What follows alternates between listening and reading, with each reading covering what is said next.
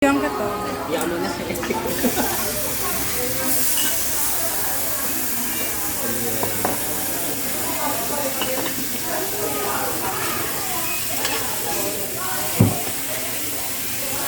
Ito yung pork?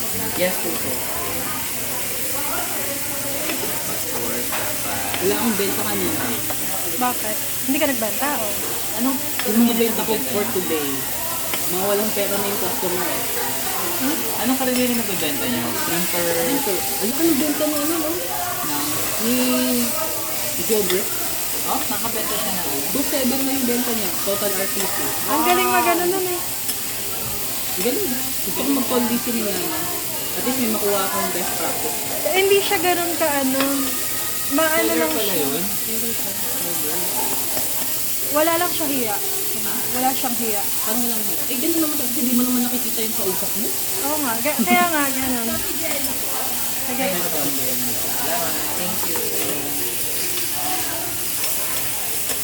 Ano ba talaga dapat binibenta sa Rachel Jones? Hindi ko maintindihan. Pero naman kasi yung mga Anong hindi lang available nila, eh? yung mga hindi lang nila kailangan, yung mga kailangan nila na wala na sila.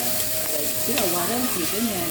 Toner. So, madalas silang sa tingin ko, kapag sira yung printer nila, okay na lang sila ng okay.